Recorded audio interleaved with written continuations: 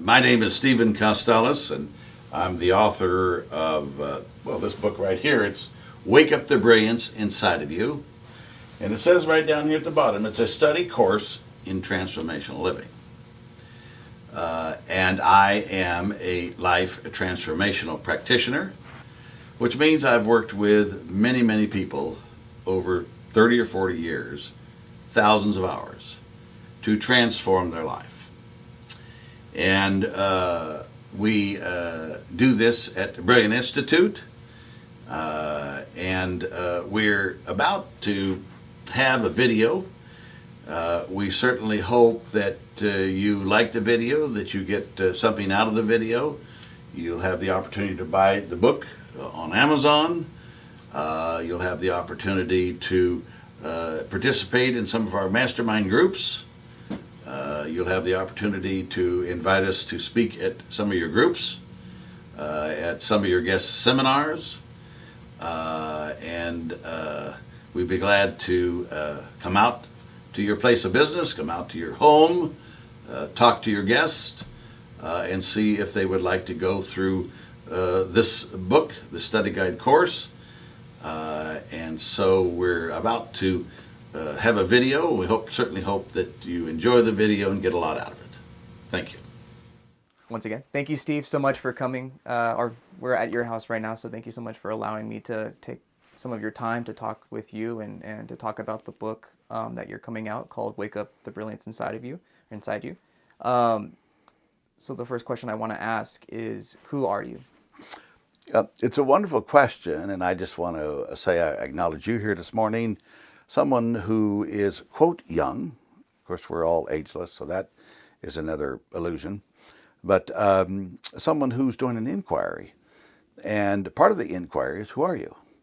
The question is why would I want to go through that big hassle of figuring out who I am? If you don't know who you are, plan on having a big hassle. Plan on having a lot of stress and a lot of anxiety. So the very first chapter in the book is discovering who you are. That's the easy road. Now, a lot of times you go, well, I don't want to talk about who I am. That's pretty serious. No, what's serious is who you don't think you are. So most people are in a very serious, stressful mess because they don't know who you are. You want the easier road? Take the time to discover who you are. And you'll find that there's a flow that comes out of it that you never even knew was there. So, who am I? Many, many years ago, I looked at it. I had to get in touch with my experience. So I defined, some 30 years ago, I am my experience of now. Now, that was a big deal. And it was very important because when you're in the now, you have to experience. You see, you can't have love 10 minutes ago, and you can't have love 10 minutes in the future. It's now. So if you don't know who you are and you don't know anything about the now, plan on a lot of suffering. And if you look around our society, most people are suffering, and particularly like yourself, who's in a, quote, younger age, suicide's gone way up because they don't know who they are. And another way of saying who you are, and this, of course, is a long conversation, perhaps could go on for hours, it would, but we'll just say it more simple. If you're not your experience of now, you're simply who you've declared yourself to be, or your life purpose. Now, people don't know what we mean by declare yourself to be. I really don't know what an experience is, and I really don't know what my purpose is. Oh, this sounds really difficult. I'm telling you, this is the easy road. You don't want to spend the next 40 or 50 years not knowing who you are. That's a long, tough road, and I would plan on being very exhausted. You want to get freed up, discover who you are. And so then I would say, to define it a second way, and that is that you are your language, okay, or your meanings you've attached to language, or the emotions there. And you go, oh my gosh, that's pretty heavy, Well, in the book we get this defined down, so it's not so heavy. Well, what is language? What is emotions? What is meanings? And what is my experience? So these are often things we don't talk about because, and I'm going to be really frank, the reason we don't talk about it, we don't want people this powerful. When you know who you are and you know what your purpose is, you're outrageously powerful. And so we have sort of dumbed people down in our society. We will not talk about who we are.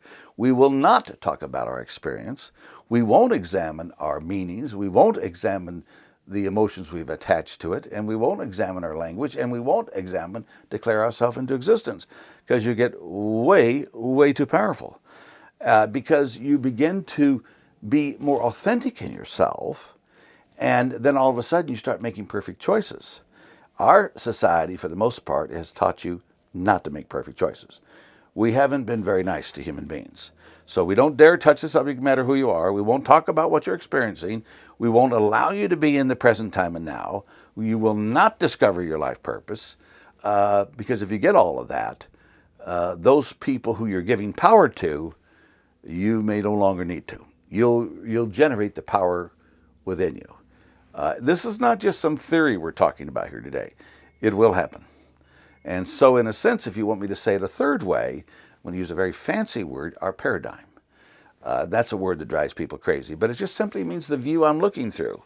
And so I'm sort of kind of blinded because, I think I'm stupid. Well, once you can let that paradigm go, oh, I think I'm ugly. Oh, I think I'm Napoleon. Oh, I think that I'm weird. And we walk around with this on. And once we can get rid of the weirdness and the ugliness and the Napoleon, we then have massive choices. And the most important word in the dictionary, I think, is the word choice. There's another word called constructs I won't go through. But I think that's so. A lot of people, if you don't know who you aren't running your life. And if you have a $10 million in the bank and you don't know who you are, your life will be a mess. If you are a famous movie star and you don't know who you are, your life will be a mess. If you have 10 PhDs, your life will be a mess. Nothing trumps understanding your paradigm. And we don't teach that to anyone because we don't want people that powerful. You will become, what do I mean by power? Power means I said something and then it happened. And if you don't know who you are, don't plan on any power. And plan on a lot of exhaustion. So when you look at this, it's like, oh, this is pretty heavy. No, this is the easy road. And it's the easy road once you get it. For the next 40 years, you won't have to constantly be up in your head with the noises in your head being drained. And I think people don't want to be drained. And that's the road to freedom and love. So I hope that isn't too long of an answer. No, I think that's fantastic because it really does touch. And I like that you define power as being able to speak something into existence. And that's something that every human being has the opportunity and the ability to do, but unless you really figure out who you are, there's no way you can really manifest what the miracles that are meant for you, that the universe has for you. I think that's fantastic. And I would say something about youth. If you're in that paradigm, don't plan on any youth, because you may as well be like some old person with a cane who can't see 2 or 3 feet in front of them, because it doesn't make any difference if you're 95 and you're 20. If you're looking like this, you're flat out exhausted. And this is why the suicide rate amongst young people is way up. They're sick of this, but if they knew how wonderful they were, authentically knew how wonderful they wouldn't commit suicide. So this is what kills you, literally. And people don't realize it. If you put on your death certificate, it was my paradigm that killed me, not, some accident I got with. Now, that accident came from your paradigm. So plan on having a lot of problems in your life until you discover who you are. That's fantastic. Thank you. And you touched upon the terms life purpose. And I know from doing some of the work in your book, you have multiple purposes that you want the people that read it to figure out for themselves. Not just their past purposes, but their present and possibly future purposes. So I wanted to ask Stephen Costales, what is your life purpose? Well, my life purpose is, and I've had it for 20 years, I had one before this, but my life purpose is I am, under all circumstances, I am, that we are the one brilliant self. Life is transformed, creating miracles and transforming humanity. So one of the things in working with people, and I worked with a woman 40 years ago, her name was Rosa, who had a lot of difficulties. How do we get, you get an automobile, you get an owner's manual, but we don't really necessarily have an owner's manual for a human being. Here it is right here. However, this isn't necessarily owner's manual. You'll create your own owner's manual. This is going to help you to do that. This book is not about understanding. I know people go, oh, gee, it can't be about understanding. This book is not about having the truth. Oh my God, he's not going to give me the truth. Oh, this book is not about giving you some kind of belief system. Oh, this book isn't even about describing something. It's not about understanding. It's not about changing you. Really, it's not about helping you. It's not about fixing you up. Well, why would I want to read that if it's not doing that? This is about you coming from your gut so that you invent yourself. Most books are trying to tell you what to do. This isn't about religion, even though I respect it. It's not about psychology. It's not about philosophy. That's why this becomes very, very, very unusual, because this is about you discovering you. So what I discovered a long time ago, some 40 years ago, is, as we talked a little bit about being a chicken without your head on, if you don't know what your life purpose is, then somebody else made it up for you. And so probably somebody else is speaking for you. So a life purpose is different than having life goals. Goals are something that are finite. Well, that's a fancy word. It simply means it took me, I was going to buy a car. I went out and studied it. 3 months later, I bought the car. Well, that's not a purpose. That is a goal, and it's finite. It took me 6 months to get it. A purpose you can't achieve. So how do you achieve I am that we're the one brand self? Well, it's something you got to generate. Life is transformed, really, creating miracles and transforming humanity. You can't accomplish that. You can't accomplish love. It's now you generate it, now you generate it, now you generate it. So a purpose is endless, generated from moment to moment to moment to moment to moment. And we start with a life purpose, and then we have many other purposes besides that. Right, and can you touch upon what the other purposes are in the book that you talk about? Well, we do. What I found out is when people discovered their life purpose, it wasn't enough. They'd go back into their old behaviors. So then we had to write an old life purpose, which simply said is basically what you got as a child. And that wasn't enough. So I saw people had problems with their body. So it interfered with their life purpose. So we had to have a body purpose and an old body purpose.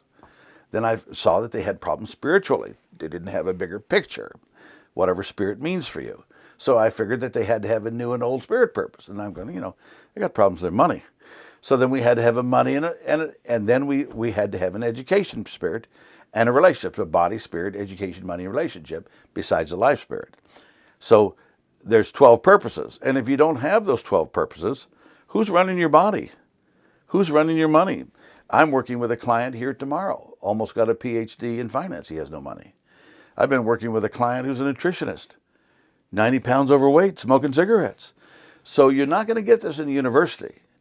This woman, who was quite brilliant in nutrition, she had this run in her life, not her master's degree in nutrition. This fellow who had almost got a PhD in finance, this ran his life. So it's interesting. Your school's not going to help you. It's nice to have schooling, but until you are able to reach into your gut and create those purposes, even if you've got a lot of money, even if you're educated, none of it will work. Because ultimately it gets down to who you are as a paradigm. And if you don't know the paradigm you are, you're in trouble. Awesome. So with you having this book to your right, what exactly does that book offer the world and offer the people? Yeah. Well, this book, of course, I wrote it, so of course it's obviously wonderful. But the book's not about me. Right. So then, well, what's wonderful about it? So, and why is it any different? I mean, somebody said that after you graduate from high school, 70% of the people don't even read a book. So is this the same thing? This is drastically, drastically, drastically different. I started understanding people when I was 8 years of age. So this is 60 years every day of massive inquiry. And what I discovered is that we needed to stop learning things. We needed to stop understanding things. We needed to stop describing things. What we really needed to do was unlearn. So this book is not about learning anything. It's about unlearning.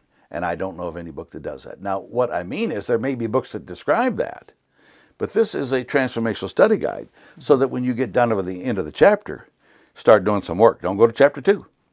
And it may take you 100 hours to answer the very first questions in the first chapter, discovering who are you? You don't just read the chapter and then go on. It's, no, stop down. Who are you? And so, and then the next question in the first chapter is, did you decide who you are? Or did somebody else? And the next question is, can I be anything in my life or not? Those are 3 questions. So once you get done with chapter 1, you slow way down and start to look at that. That's where the work really happens. Not reading the chapter, go, oh, gee, I understood something. No, it gave you some ideas to do some introspection. That's why nothing like this exists. And so it sounds arrogant. It is not arrogant. It simply means is that you haven't done the inquiry in you. And this book forces you, if you want to use that, to look. You don't go to chapter number 2. So after you get done reading the chapter, and let's say the chapter took you an hour to read, now spend 100 hours. Mm-hmm. So what most people do is read a chapter and they go to the next thing. So this is massive, massive introspection. And introspections of probably letting go of something, not introspection of learning something. It's probably, this book's about letting go. This book is about disappearing. This book is about unlearning. And it's not just about understanding those things, it's actually you becoming that. And that is most profound. So why this is the most profound book in the world, I'm going to say, I'm going to answer it. Because human beings are profound. This has you get in touch with your profound. So I can actually say this is one of the most profound books written. It sounds highly arrogant, but that's because you find out how profound you are. So that is why it's a very glorious thing. And I understand why I've written it, because my whole life's been about blowing up paradigms. And most people have been about learning paradigms. So that's what I would have to, how I would describe the book. So would you say that you have a massive amount of love for humanity and the people that are around you? A love that you don't even work at. So you don't have to go around and say, oh, gee, I love you, and I think I'm going to get to some touchy-feely. Mm-hmm. No, it's a love in which there's just no barriers. So you don't have to get out and start to get up to love. You're looking at yourself. So it's not like, oh, I love you because it's something romantic or my heart's palpitating. That's all good stuff. Not even trying to be loving. Simply means is that whatever judgments I have with you are not there. Whatever beliefs I have about you are not there. What other considerations I have about you are not there. What other, thoughts and emotions aren't there. So as I'm sitting here with you, Vincent, there's love. Not because I'm trying to love you or have to get up to it. I'm looking at myself. So that's why this thing, love, everybody's all screwed up. When they say, I love you, be very careful. Because they don't even know anything about it. It's not until you can discover who you are and know your purposes, you probably don't know a lot about love. And that's why when people get married, they go, where did all the love go? All the love went because now I never did clear my paradigm. And now I'm running my number on you and trying to change you and trying to fix you. And we hate each other. When if all of that was gone, such as with my own wife after 25 years, it's pretty inspiring. But that's just because we don't have the paradigm between us. So that's why we have a relationship purpose. And if you don't understand that, don't plan on any relationships. And most people don't have a single friend, and even their own spouse is not their friend, because we've got these barriers. And women usually are a lot more smarter than men, and they understand this. And so they're just so tired of this. This is why we got to get divorced, because there's something ugly between us. Well, it's barriers. Could we let those barriers go? And then all of a sudden it's most profound and most exciting. And that's why we have a whole chapter on relationships and creating your relationship purpose. That's fantastic. Are these questions I'm asking a little too long, or you want them a little shorter? No, this is just fine. Yeah. If people want to watch the whole thing, then that's fantastic. I know I would. Brad sends videos of 3-hour, 4-hour long inquiries and interviews and stuff like that. So this is why we're doing this, is to really get an inside look at who you are, why you wrote the book, and what the book has to offer. So you have massive amounts of knowledge, and I do want to ask if you can make a definition for the word love for you in maybe 5 to 10 words. Well, let's just say I love you because you got blonde hair. That doesn't mean I love you. Mm-hmm. If you have a because there, you probably don't love it. So if that's the short of it, get rid of all your reasons why you love somebody, and then you probably love them. There's your 10 words. That's fantastic. And if you want short answers, I can give you very short. No, well, I'm not going to try and stop. I'm Yeah. not going to take Yeah. who you are and Yeah. the passion that you have with your answers. Take them away from you. I check here just to make sure it stays recording, and that's it. Yeah. And that answers what does the word love to you mean to you. So what was your life growing up? You mentioned that you've been doing this life inquiry for 60 years. Growing up, you stated at 8 years old, you started to really notice people and really think and think about people and their actions. So, as a young Stephen Costales, where did it all start, and why do you believe it started? Yeah. Well, I'll also say, according to the, I'm 68, but once you understand that age is not even real, so that's a whole nother conversation. Well, it all happened with my mother, who was really from a little town called La Payne, Texas. You'd talk a little bit like this. And she didn't have any school there. And the justice of peace came out to her father and made him the sheriff. So she didn't know anything about any rules. And her own mother died in her own arms. And so my mother came out, made her own rules, which is ultimately what we're talking about here, is create from within. And she came from compassion. So my mother was wild, but she got away with anything. And she invented from within herself, and I mean every day. I mean, my mother was wild, and yet the most compassionate woman you never meet. So that began my thinking, all rules, in a sense, you don't need to follow them. Now, you have to be very careful of teaching a kid that. That's not necessarily a good thing. And also coming from compassion. I'll just give you a quick story about my mother. I was kind of, when I was 21, big shot, and I had everything. And a fellow came to the door who was, kind of a hobo or poor. And I shut the door immediately. I went over to my mother. I said, oh my gosh, this guy Charlie's at the door. She says, is that right? She says, open the door. I go, no, he looks like a mess. She says, you open the door now. So I opened the door of this guy, and she saw him and opened up her arms, gave him dinner and everything else. And when we got done, my mother came up and grabbed me by the shirt. And she said, you ever treat another human being like that, and I will bust your nose. So my mother did this all the time. So that began to change my reality. Now, my father also played a little game with me called the guessing game. And this I became obsessed with. He says, now tell me about this person. And I would describe him. He says, well, tell me more about him, and tell me more about him. We did this every day. So at 8 years of age, I became obsessed with understanding people. So with those two paradigms being totally broken open, it changes a kid's life. So when I got into high school, I would do something that none of the other kids were doing. I'd go, can I help you solve some of your problems? And nobody was doing that in high school. This is the last thing you want to talk about. Right. And you might say to me in high school, well, my parents are getting divorced because of me. I go, oh, no. Your parents had their own problems, and so they all called me counselor. So this began an extreme, I'm talking about an obsession. People ask me, what are you thinking about? Why are you, and I'm trying to figure out why you have that smile or why you said that. So it became almost like a heroin addiction as a kid. So that's what really began it all, a long, long time ago. And it's just stayed consistent throughout your 60 years from when you started. So do you feel like every person you come into contact with, you're doing an inquiry right from the first hello? It sounds a little bit arrogant, but I usually know much, much more about people than they know about themselves because they haven't looked. Because all you got to do is look at their paradigm, and you can predict what they're going to do. It sounds almost like voodoo. It's not. It's actually very clear. If you have a view that you're stupid, I can tell you what you're going to do. Mm-hmm. If you have a view that you're ugly, I can tell you what you're going to do. So it's very different in listening to that. And so then you have, and then of course after I got out of high school, I started doing massive work. Went on from there. Excellent.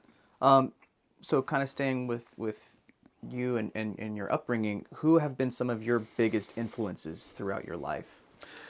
Well, I've had many, many of them, but one of the things I did is a thing called the S training, which was like weird. It wasn't, of course. because when I did the S training, something was put on by Werner Erhard, which I don't think he knew a lot about transformation, but he knew a lot about organizations. I had to get in touch with my experience, which I wasn't. So when I came out of that training, I began to realize that I was up in my head. So I went and did courses with one company for 3 years. I went to another company called LifeSpring and did courses for 3 years. I went to another company called Summit and did for 3 years. I did a lot of work at Brilliant.Institute. I did a lot of work at the Omega Institute. Did a lot of work at the Symington and the Owens. I did all kinds of transcendental entities, meditation. Did massive amount of mastermind groups. Became a suicide hotline counselor, spent years studying hypnotherapy. I mean, a massive inquiry. Besides, that was after the 7 years I spent in a university getting a social science degree. So I've been in a major inquiry, and people have begged me to write a book, which I didn't ever want to do because it was hard enough for me to speak this, and then you're going to write it. This is 6.5 years and about 35 hours a week to put this together. But I know the difference it makes, because I know where people are at, and I know why they get depressed, and I know why they commit suicide, and there's usually nothing wrong with them. But they've gotten up into this, and they bought it. And this is why most people kill themselves. And if they knew this was an illusion, and if they knew how to get rid of it, then a whole new world. There's a world out there that people don't see. This is preventing them from seeing that, and I won't put up with it. So that's why I've gone through this long journey. That's good. So going through all of these institutions, has there been anyone like specifically, like some people would say, like Buddha has influenced them, or a certain professor? Has there been a specific person in your life that has really that helped elevate you to be who you are today? As odd as this may sound, I don't think you want that. Now, I know that's going to be sound. I think you want to find out the professor that's within you. Okay. See, this is very different. It's like this book is not about me.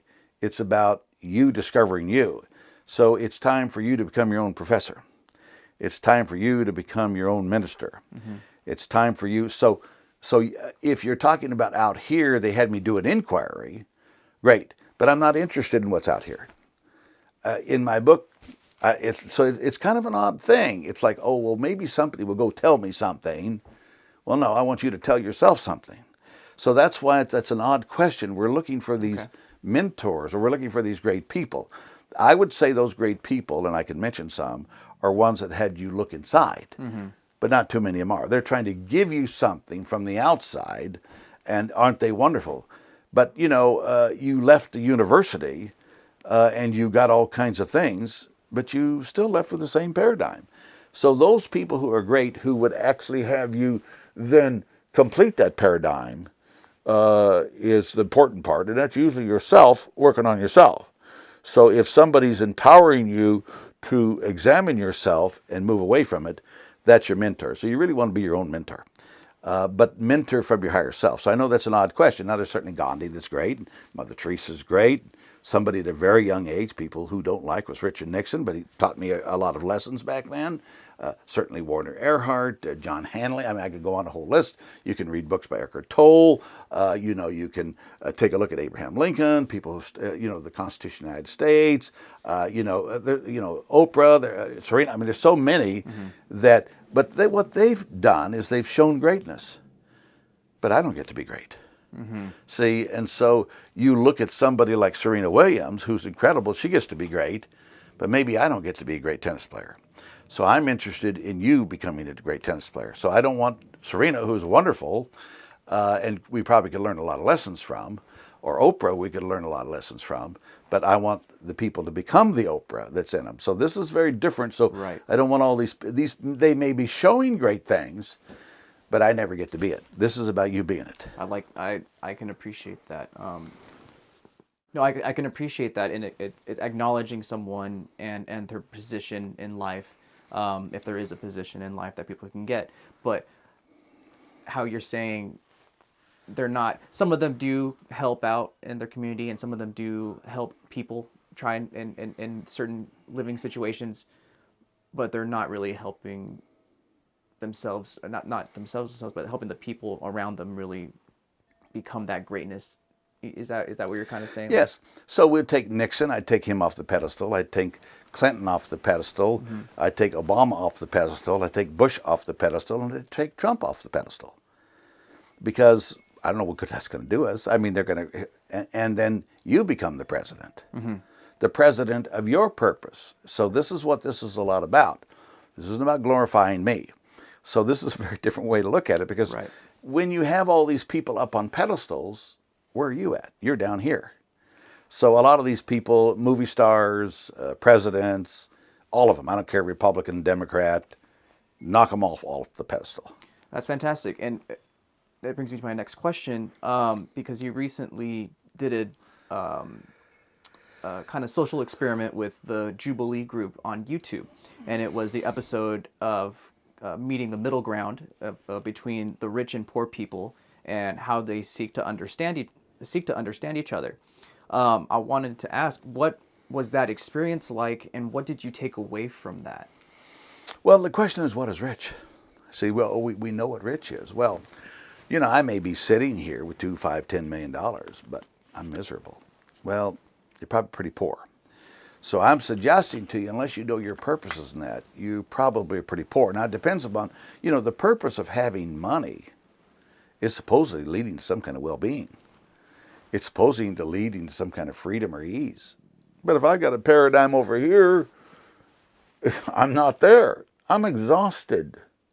So if wealth means freedom within, if it means peace within and love, and you got a 2 or 3 million in the bank, you're a loser.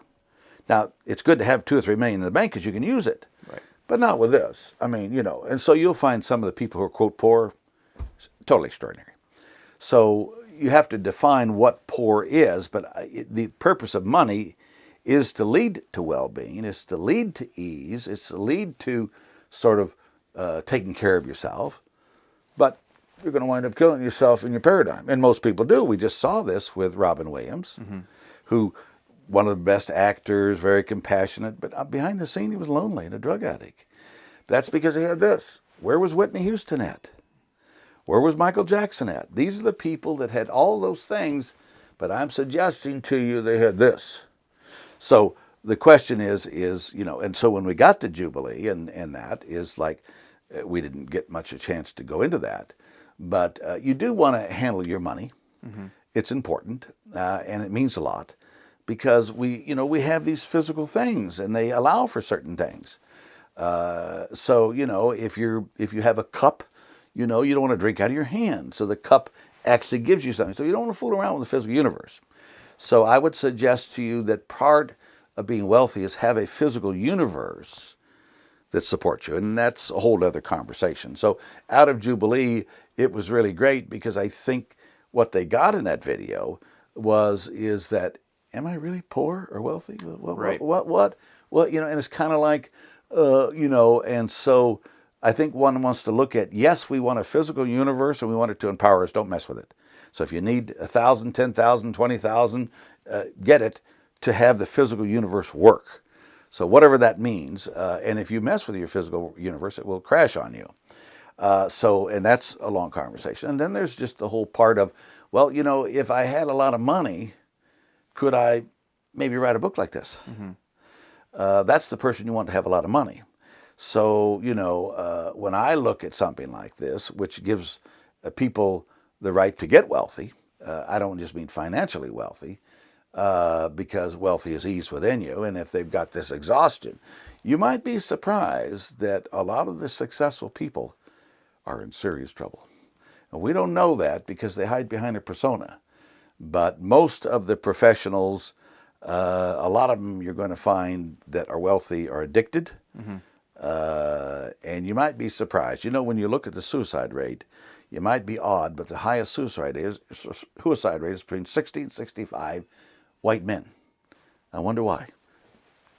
Right. So you got to be very careful of, a lot of things that appear that way. You know, we say it's a man's world, but 90% of the people in jail are men, and 80% of the men in nut are men. And those that are addicted are men. They commit suicide 3 times as much. They live 5 years less. I wonder if something happened to men. Now, women have been treated very well either. But once you look at a man's life, it's not pretty. So there's a lot of personas about I'm wealthy and everything else. How are we going to define wealth? And so I'm basing it on 2 levels. Have your physical environment support you, get the necessary money, and at the same time, make sure that you are free within. Otherwise, you won't get what your money is going to offer you. And it ends up controlling you, which is terrible. And that's how people, again, kind of fall off, commit suicide, get into debt.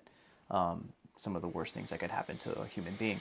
I want to ask you if you can go into what it was like to work with the Suicide Hotline. What was that experience like for you? And what do you feel that you gave in those situations? Well, something was said to me making a difference. It's like, what's that? I mean, I really didn't know what making a difference was. You know, I had my own corporation, and so I was in a mastermind group, and I go, well, Steve, how are you going to make a difference? I don't know. I'm in my 20s or something. So I decided to make a big project and pick up trash on the street. Well, it was pretty good. And as we went along, they said, you know, we think you can do a little bit more than pick up trash on the street. So then I went in and I started to work with a company in rolling them in transformational courses. It was good. I said, Steve, we think you could do a little something more than that. And so I thought around. I thought, you know, I think I'm going to go in and do a training to become a suicide hotline counselor. Because when it comes to death, it can be very honoring. And there's a lot of stuff that goes on around it. And I'd been around a lot of death. I had, 25 aunts and uncles. They all died and so forth. So it wasn't a new thing for me. And I think death is a very honoring thing. So I did the training. There was about 90 of us that did the training, and 9 of us became counselors. Oh, wow. They were not really too sure about me because I had a little different language. Right. And normally when you're on a suicide hotline, you don't really get anyone who's going to commit suicide for several months. You get people who call in and they think about it. Women talk about suicide, but they usually don't do it. So you're going to get a lot of calls. People are depressed, but they're really not thinking about killing themselves. Well, I'll be darned if the very first week I got there, a woman had a gun to her head. And so I was on the phone with her for about 3 hours. And you have to be very careful what you're saying. Right. And you have to really be with them. And most people don't know how to be with anybody. And you have to really get what they're saying and get to the depth of the sadness and the grief that's going on. And you have to be very careful what you're saying because you can't be phony. You really have to be down in the trenches with them. And so they called the police. The police went to her door, and she did not commit suicide. So that was just right from the very start. But what happens is that I have no place to turn. I feel like suicide. I can't talk to my wife or husband. I can't. Nobody in my family I could talk to. I went to the church. It didn't work, even though it could be great. I've done everything. I went to college. Nobody's hearing anything I'm saying. Right. I'm in the world all by myself. And it's just not working for me. And that begins to become, when people kill themselves out of their paradigm. So they don't even know they're having a paradigm. Paradigm's just a worldview. And so they kill themselves. And if they understood that they were incredible, which most people don't, we don't teach that because people become too powerful. And this is about waking up the brilliance inside of you. When you get in touch with your brilliance, you're not going to waste time committing suicide. And, you know, most of it's about I'm a sinner and no good. Well, then you're probably going to commit suicide. So part of it is really being with people in times of tremendous need. And most people can't do that. You see, when somebody's committing suicide, you've got to sort of lose yourself. Mm-hmm. You don't really bring a lot of input. You're really with them. And most people can't be with anybody. So you can't really be a suicide hotline counselor if you're up in your head. Right. It's a good idea to have a very quiet head. And they get that you're really with them. So it was something that, you know, since I was, quote, successful, you know, What is success? Well, if somebody didn't commit suicide, that's a pretty great thing. And I've been with a lot of people who have thought about suicide, as the work I do as a life transformational practitioner, and we deal with suicide. And lots of people think about killing themselves. But once they discover that it's the illusion, it's not them, they kill themselves for who they were not. Mm-hmm. And if you don't know who you are, that's why I say it's vitally important. That's why we started out. You may kill yourself. You won't kill yourself. You're killing your identity. In the book, we're making a distinction between identity and a self. And if you don't have that distinction and you think you're your identity, which is this thing, you may kill yourself. But once you know that there's a whole other world, why you invent your purposes, you're so much on fire you don't know what to do with yourself. And I've seen this almost 100% of the time.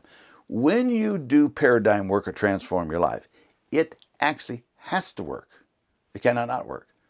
Because all you are is just creating a view of the world. Mm-hmm. So it has to work. It's not something like, I think it'll work. So this is very different than, I think it'll be theory or a nice guy. When you're looking down here and you know you're ugly, I promise you it has to work. And when you can let that go and you can create beauty. I was in a Denny's restaurant, I don't know, 4 or 5 years, and this young girl came up about 18 years of age, and she obviously was not good looking. She was maybe 250 pounds. She was quite, had acne, looking, quote, terrible. And the boys over there at the other table were making fun of her. And she wasn't affected by it at all. I said, they're making fun of you over there. She says, oh, I know. She says, I don't really care. I go, why not? She says, well, I know I'm beautiful. Mm-hmm. I said, do you realize that you're 150 pounds overweight and you have acne? Oh, she said, yes. And she says, I know I'm beautiful. I said, well, you're incredible. She knew she was beautiful.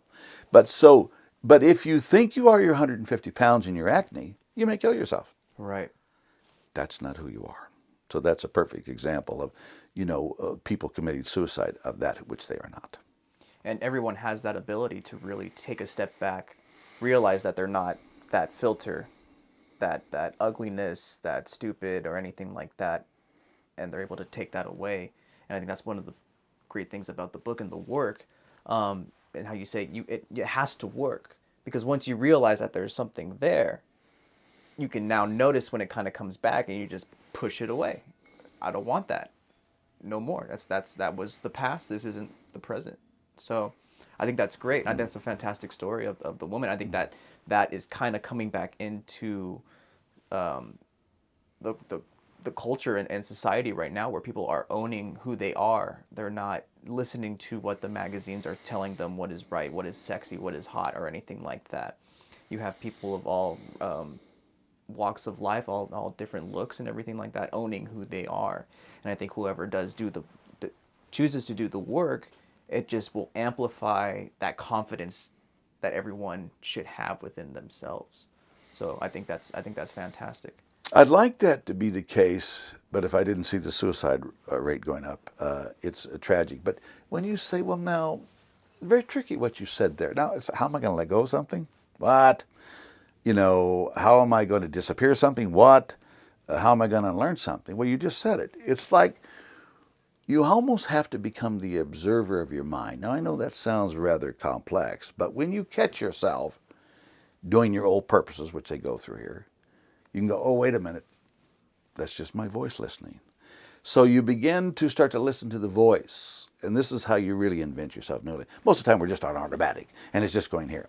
So you just said something, you can catch yourself once you know your old purpose, like, oh, I'm doing that again. Now, once you do that, you get to the level of choice. Remember, I said before, the two words in the dictionary is one is choice and constructs. We haven't talked about constructs.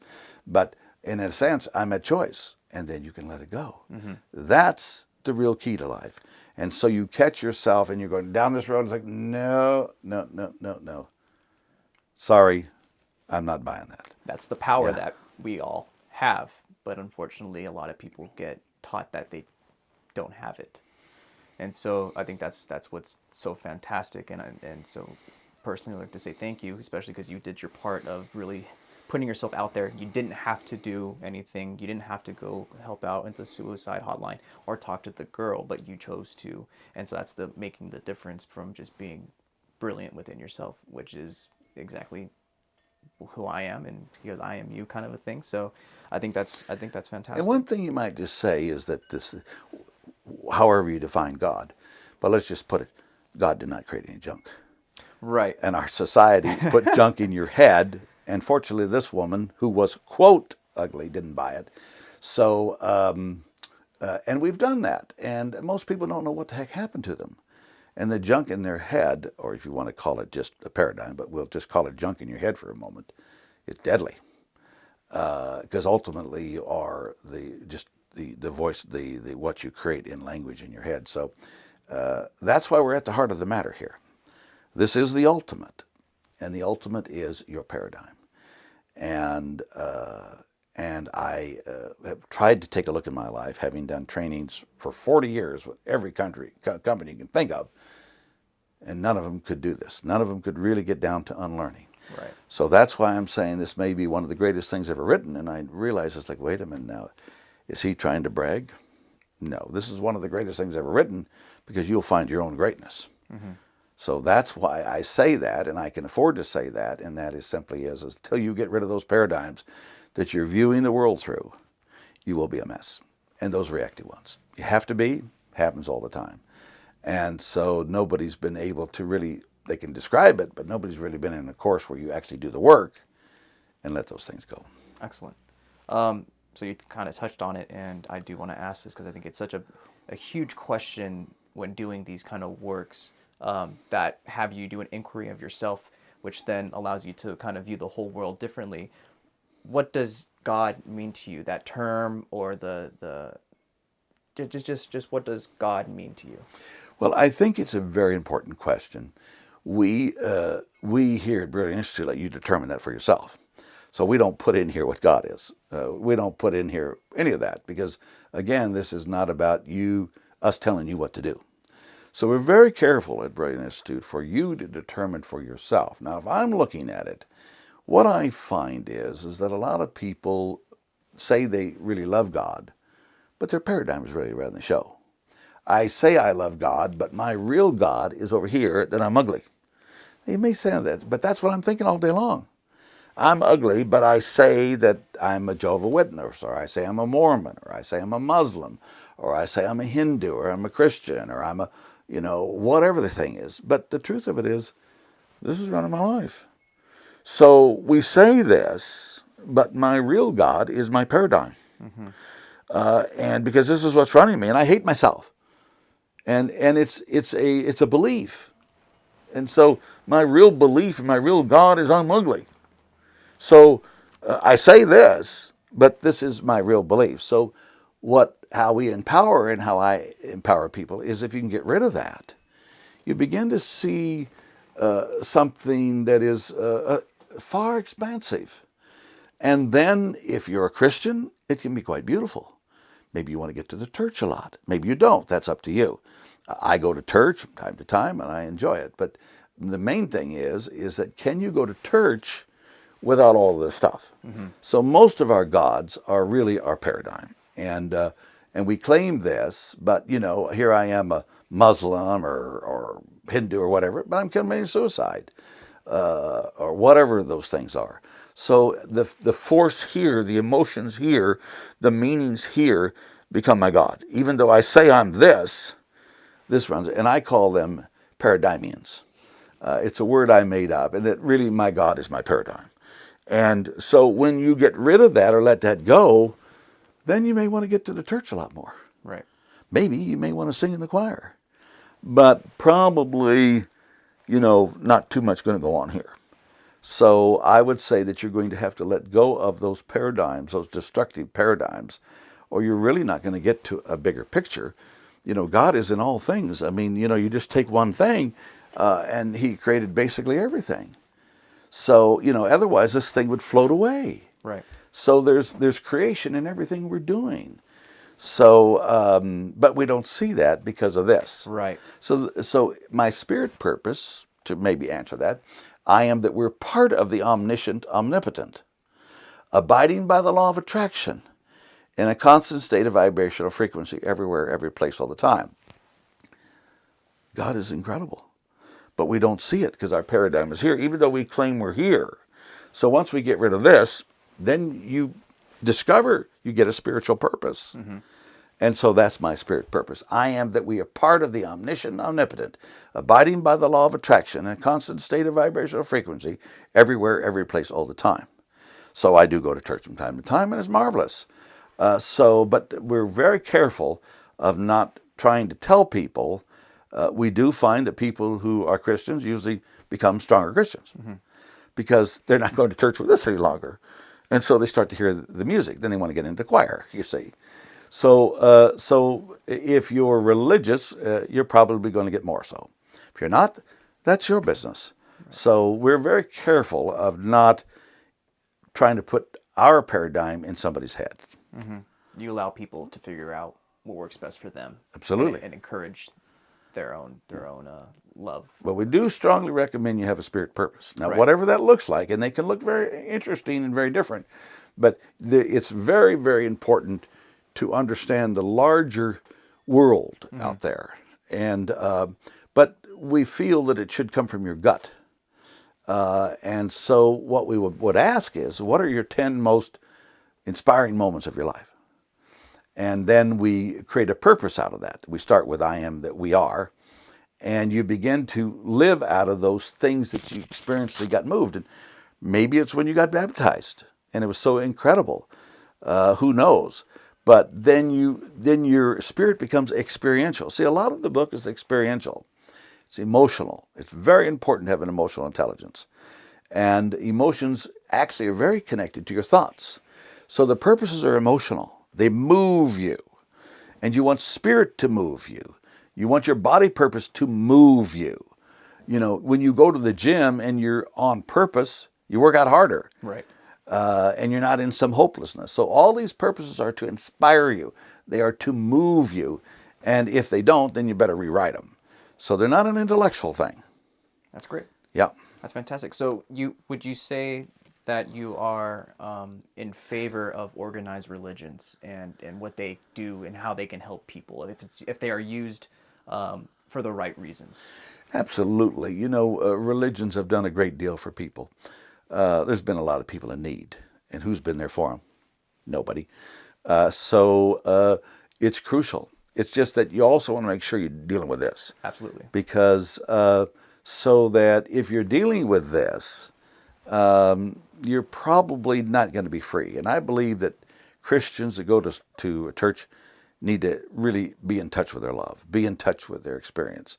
And you can't really go into a church knowing you're stupid or knowing that God hates you or whatever that thing is. This is going to create a lot of conflict in the church. So unlearn those paradigms. Then you may, there's no telling what you'll do. So you want people to come into the church free of their paradigms. Now we can do some brilliant work. Because when you opened this up, when we started and talking about it, there's too much we and they in the church. Okay. We're all one. Right. So if I've got separate, I'm not getting we and they. Because I'm actually better looking than you, or I got more money than you, or whatever. So what we want to be able to do in the church when we get there is that there's just a we. And there may be a little too much of separation. So probably want to get rid of that. No, I completely agree. And I know personally, having gone to certain churches, Calvary Chapel was one of them. And I did some research on one of the speakers, or one of the priests, or the people that are up there, and they encouraged people that may be in a quote unquote bad place, if they're on drugs or drinking or any certain situation. Come to the church as you are. Come high. If that's what it takes for you to come, that's acceptance, as opposed to pushing and shunning people away, which I think is great. So I'm really happy that you said that. So I do want to ask, do you believe in any sort of afterlife, or what our energy does after you pass away? Well, I don't think you can destroy energy. So my mother passed away in 1980. As far as I'm concerned, she's still here. And she's still teaching those lessons. This is part of the thing about legacy, and we talk about this in this book, and we talk about writing your own eulogy. And, really the only thing you leave behind is the difference you made in other people's lives. So, so you really could kind of say, well, did I really make any difference? And so I'd like to know what else your legacy is. So I would say that whatever we're teaching now, and if it gets taught down, then that's the legacy we leave. So I'm not so sure, as odd as it may sound, that we really ever die. When you look at quantum physics, it says that your body is basically 99% zero. So, we think that we've got all this stuff and we're really important. But I think we are very strong, making a lot of noise on that thing. I think we're very strong energy forces. Yeah. So I would say that we probably continue on. That's awesome. I think that's great. You touched upon how you feel like your mother is still here, which is it's true. You see a picture frame, it reminds you of a lesson that someone may have taught you from a grandparent or a cousin or anything like that. The lessons and the emotions are always there if you allow them to be. So in that case, if Abraham Lincoln or my mother lived a certain conversation and I'm living it, maybe they did go. Mm-hmm. So in a sense, this is where we also get back to more of the we, and that is that if you can live the conversation that Abraham Lincoln did or Gandhi did, how's that any different than you? Right. So in a sense, then we're now connected to Abraham Lincoln and Gandhi and our mother. They may not be here in the physical form, but they are here in the spiritual form and in the communication form.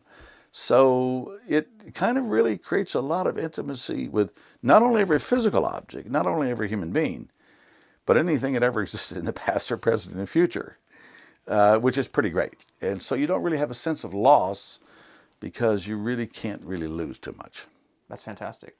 That really is, and it's encouraging because so many people, I feel, do really, like they fear death, they fear dying. You're losing loved ones, you're losing your possessions, you're losing yourself, when in fact we should just more or less embrace it. Or I feel like if we embrace it, there's less pain to worry about. You actually appreciate the beauty that comes with the time that's spent with your friends and family or a random stranger on the street. So I think that's great. I really do think that's fantastic, and it's one of those life questions that can't really be answered by anybody, but it's just, I wanted to kind of get an idea of what you really did. Well, you may not be your body. Right. So then that changes that whole thing. But if I am this piece, mm-hmm. Quantum physics would say that you're not, then maybe we better be looking in a different direction. Right. Cool. Thank you. And that's how you become ageless. Because if you're not your body, then how old are you? Well, how old do you feel? Well, I feel two ages, okay. Really. 5 years old and 950. Why 900? Why 950? Well, it's about as high as I can count. That's amazing. I get exhausted when I get to 950, so I stop counting. I'll tell you the other thing is, if you don't get the joke of life, you'll probably never be serious. You begin to realize that everything in your head is an illusion. It's all made up. I know this is very difficult for a lot of people. When you get the joke of what's coming out of your mouth is made up, nothing wrong with making something up. That's when you lighten up and you get the joke, and that's when you get dead serious. Because you cannot be serious when there's no serious person here. I trust you. They will fall apart. Right. But when you get, oh man, that's a joke. Come on, man. And you get the joke, and it gets funny. Then you can get over here and you get dead serious. So if you don't really have a sense of humor, or if you don't get the joke, and you will get the joke out of reading this book, you will never be a serious person. Well, I think it's great that you touched upon that. This is made up, the paradigm, the filters, everything like that. When in reality, all of this is again made up. It's created, by who, whatever it doesn't. But it was still created in some way, somehow. So in the same way how you're saying, we create these made up situations in our heads that end up holding us back when we could easily just laugh at them and get the And you're not even trying to laugh at them. No. It's just like, what the blazes? I had a woman in the office, beautiful looking woman, and we were up on the board. She says, "You mean I've been doing that for 20 years?" Now, we're having this great conversation. She says, "You know what I mean? I've been doing that for 20 years, and I've wasted 20 years of my life." And she just started bawling her face off. She says, "All the love that I didn't give to people, all the times I could have been somewhere," and she just went boom. So when you get that, yeah, it's a little bit of sadness, but on the other end of the sadness is ridiculous. Right. So this is why I say, why would we go through this inquiry? Well, you go through this inquiry to get enlightened. Well, right now you might be in a state of endarkment. And you get enlightened because what happens is that you begin to have an ease. There's no stress in you any longer. So it's going to kill you. There's not this swimming upstream. So this is the easy road. And people say, well, it's 750 pages and it's, 160,000 words. And, oh my gosh, that's a lot of work. Don't do the work and you'll see what happens. Right. Because this is exhausting. And we've really been trained to be sick. Very few people are dying from a natural death. So that you become cause of your life, not the effect of it. You're no longer a victim of life. This is having you be a cause of your life. And you'll find that you actually will have a miracle. And perhaps I already defined what a miracle is. I said that my life purpose is, we are the one brilliant self. Life is transformed, creating miracles, transforming humanity. Now, what do you mean miracle? What do you mean by brilliance? People read that word and say, I'm not brilliant. Well, maybe you are. You're just not in touch with it. I'll repeat that a second time. Maybe you are brilliant and you're not in touch with it. So miracles, now, is that just something kind of nice? No. What happens is that if you come into a room, we are the one brilliant self, life is transformed, and so forth, something's going to happen in a room because you're not going to get derailed. And when somebody brings up, and by the way, you can actually get a lot more, I'm going to say tougher. I don't like that word, but because when you come into a room, you create the room. Right. And all of a sudden you get all these other things going on. You then don't speak that. And if somehow people look at you and they go, well, we just had this just the other day. Do you think we could sit down and talk? Because they could hear the miracles. Most people wouldn't do this. So I'll just give you a perfect example. I had an idea of the kind of woman I wanted in my life. I had 5 qualities, and I'll just mention what 2 of them, but I wanted a lady. Well, I'll tell you what they were. I wanted a lady. I wanted one that was good looking. I wanted one who was happy. I wanted one that didn't need me. And I wanted one that was intelligent. Okay, that's very nice. Very hard to get, by the way. It's pretty high standard. And I was on the road, traveling in my car, and some car in front of me stopped very abruptly. I stopped very abruptly. But the UPS driver decided not to and just slammed into me big time and into the car in front of me. And I had blood coming down my face, and I got out, and the woman in front who I got pushed into is my wife. What I'm saying to you is that we are so stupid that our paradigm doesn't see. There's something already happening out here. We can't even see it. Yeah. There's miracles going on, and so we can't see it.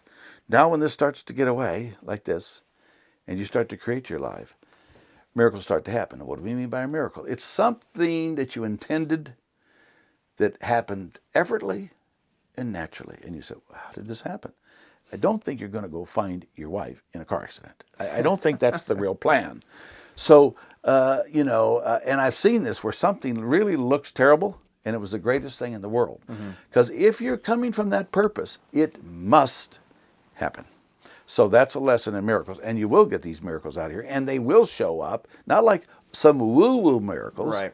It's like somehow it happens. And therefore, you want to sort of tap into a whole universal intelligence or infinite intelligence, which is what Napoleon Hill was talking about, is that there is an infinite intelligence, but you aren't there. Yeah. You're still looking through this. And this is why every human being's beautiful, but I ain't ever going to get in touch with it. Yeah, and it's unfortunate. But, I mean, that's why it just takes that one step of doing the inquiry inside of yourself and that whole entire paradigm can go away, and it's a lot easier than it sounds. That's what's so fascinating. Um, Doing this work is not easy. It I just said it was easy, but it really it does take a lot of effort. Um, Anything good is going to have a little bit of push and pull on a person, especially when you talk about taking away certain paradigms from yourself. So, in your book, you talk about making mastermind groups and mastermind partnerships. What are these, and why do you feel why do you feel these are so important? Well, I think they're absolutely crucial. First off, I think life has a lot to do with relationships. So what we have is this is a book, we call it a transpedia. So a transpedia is a fancy word we made up. It's a transformational encyclopedia. Encyclopedia is a large work. Transformation means moving from reaction to creation. So we call it a transpedia. We don't really want to call it a book because it's not like any other book, because this is about unlearning. So how does the mastermind group help us to unlearn? So first off, what we do in a transpedia mastermind group, now there's many different types, is we get together. There's a partnership in a group. A group is more than three, and a partnership is two. So we have a mastermind group, and we read the first chapter. Okay, and there's those three questions which I presented to you before. And you get together, we'll say either virtually or physically, and you get at the meeting. Perhaps you have 5 people there, 6 people there, and you begin by having a clearing, and we could discuss what that's later, but just kind of having a little chat for a little bit to kind of get everybody comfortable. And then you report on the chapter for 6 minutes, and you get 2-minute feedback. Now, I read the chapter, but I'm getting this feedback, and I missed a lot. Mm-hmm. And then the next person does it, and they get feedback, and the next person does that. So then you have a 6-minute reporting on it, 2-minute feedback. And you know that you're going to be there next month, so you know you've got to have read the chapter, and you've written this all down. So everything you've got, you hand them what you got out of the chapter. It requires some depth there. Okay, you don't just get to read the chapter and so on, because you're accountable to the other person to do that. So now you have to give it a lot of thought. Now, then we get to the second part and that you then speak 2 minutes on the first question, 2 minutes on the second question, and 2 minutes on the third question. So in this case, question number 1 is, who are you? Question number 2 is, how has society determined you are? And question number 3 is, do you think you can be anything in your life, yes or no? So you're giving 2 minutes, 2 minutes, and 2 minutes. These are pretty interesting questions. But then you get feedback. Right. And the feedback's very important because it's like, I don't really get that that's who you are. And so you go through, and each one does that. Now you can do what some do in addition to that. So that's the first phase is reporting on the chapter. The second phase is reporting on the promises at the end of the book. We call them key points to ponder. And then the third phase is that you may make a promise in 5 areas: body, spirit, education, money, and relationship. And so you have an agreement in those 5 areas to do something that pushes you forward. So, for example, in the area of body, I may read a chapter in a book. The area of spirit, I may go to church. The area of relationship, I may call my aunt and uncle I haven't spoke to a long time. So something that will move those areas forward. And then you present your promises, whether you kept it or not, and then you have the one for next month. So this is very powerful, and this is what Napoleon Hill was talking about.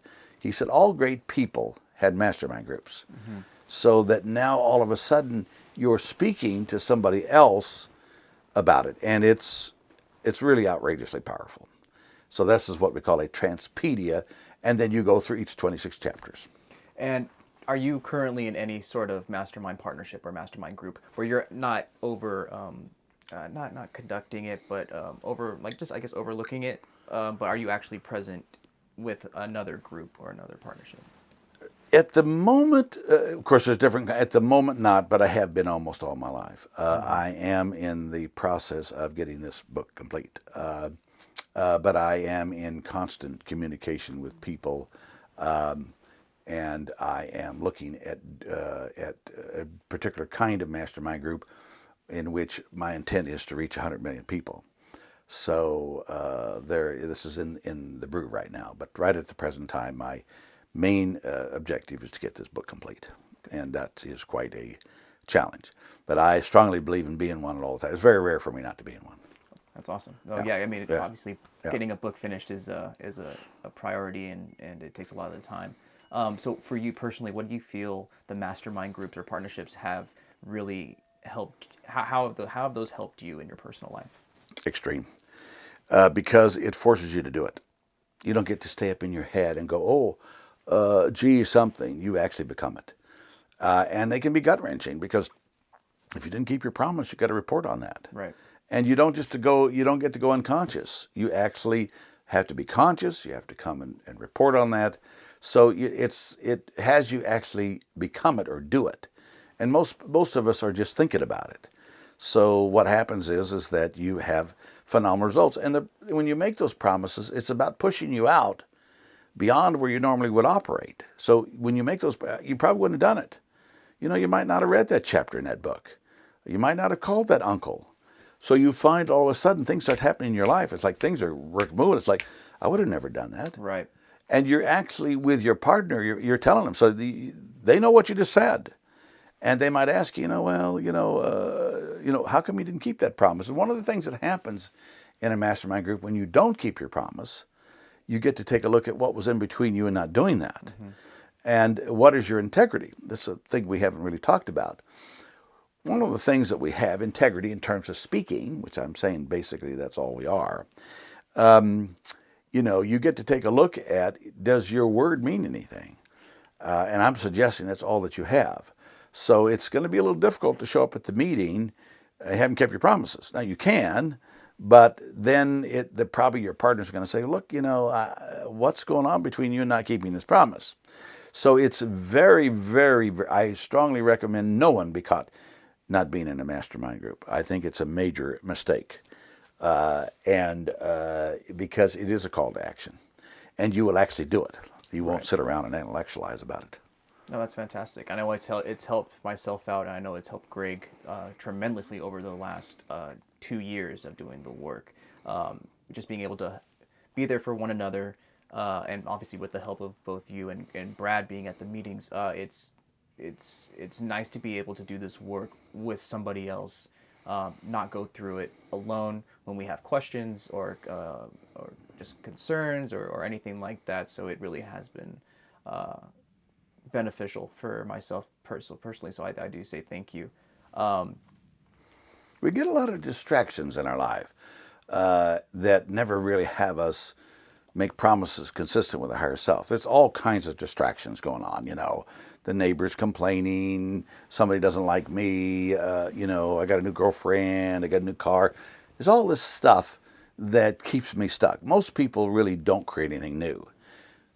The mastermind forces you to look in a different place. So most of us are what I call on Mazda mode. Mazda is a motor that just goes around.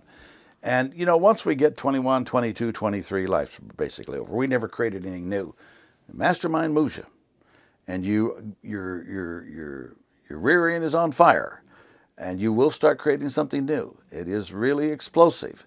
As opposed to, I just did the same thing. This book is designed for you to really invent any way that you want. Most people don't do that. They don't look at this kind of inquiry. And so they wind up dying, and they were never really here. They really never made any difference. Most people hate their job. We've got a divorce rate at 50, 60%. We've got, in our society, 50% of our society doesn't own anything. We're basically poor. We basically don't have any relationships. 92% of the people don't do any exercise. So it's not a pretty picture. If you look behind the scene, it's not a really pretty picture. Yeah. This forces you to, whatever you intended to do, to actually have it happen. So I strongly recommend mastermind groups. It's very, very powerful. And obviously the benefits are seeing miracles happen in your life, usually daily. So I absolutely agree that they are fantastic, a fantastic thing to include in your life. I wanted to ask, because these mastermind groups do help people out in such profound ways, can you think of an experience in your life that was the most difficult for you? Like, what was one of the hardest things in your life to go through? Well, one of the things that happened was, and it doesn't sound really difficult. I'll go back really to my very first day of kindergarten. I was raised in the hills. I was raised with 2 older brothers and 2 older sisters, well protected.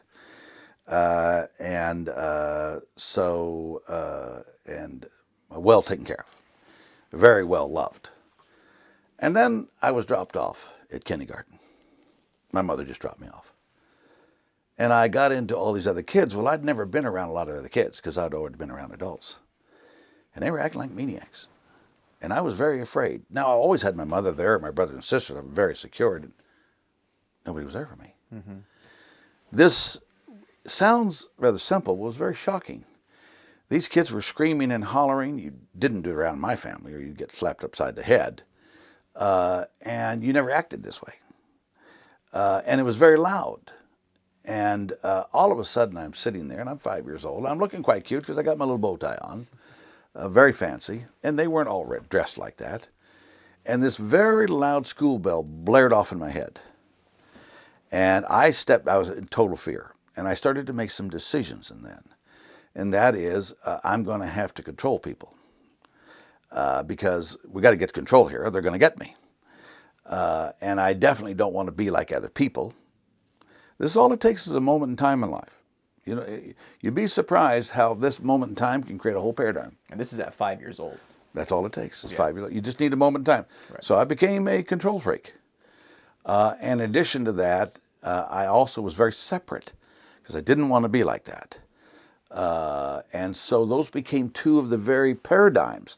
So I became very, very controlling and very, very separate. And so it created a certain barriers between people. Right. So he said, well, that doesn't sound like it's too traumatic. Well, it is traumatic. And so to get over that stuff took a lot to let that go. So I had 5 things to get rid of. One was positive thinking. You might say, well, that sounds good, but it's pretty dead. One was doing my little sensual number. It sounds simple, but it's not. One was doing my aristocratic number. 4 was getting rid of my authoritative number, and 5 was getting rid of my intellectual numbers. Now, they may not sound really heavy, right? But when you create these barriers between people, you're going to suffer. So the biggest thing was for me, even though they don't sound tragic, nobody got shot or anything else. But you don't really have to get shot. You see, this is what people think. They think they got to have a traumatic experience. Not necessarily. You can have an experience at 5 years of age, and it changes your whole life. We're looking for some event. You don't even necessarily have to have that, but you will come up with a paradigm. And if you're looking through positive thinking, it sounds good, it's not. And if you're looking through a sensual number or an authoritative number or an intellectual number or aristocratic number, you're going to be in trouble. It doesn't look bad, but now there's massive barriers. All day, all long, chatting in the head. It can make you sick. So the biggest challenge, even though it doesn't sound like that, is to let all that go. And how do you let that go? And so this is part of the work we're talking about. So that instead of there's a you and I, there's a we. So this has been a lot of work. But I would suggest to you, if you don't do the work, you probably going to be in trouble. No, it doesn't sound like a normal difficulty. How you said, like, some people would choose getting shot as like one of the most difficult times because it's very, very physical, but this comes from a place where it's internal and it can completely like you said, separate you from millions of people, but billions potentially.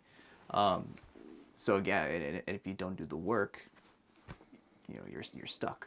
You're stuck here. Exactly. But not only that you're stuck, you probably will be self-destructive. Yeah. It's much worse than stuck. Most people are at the level of stuck. You see, in the book we have 104 characteristics, long pain and suffering to love and humanity. And there's different levels. So we begin to take a look at that. And down here is stuck. Maybe, on a scale from 1 to 104, stuck is number 20. Self-destructive is down here at 10. Yeah.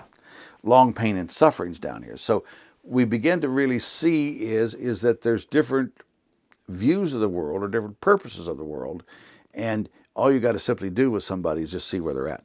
Most people in our life, regardless of what their circumstances, are playing down here in the low transformed levels.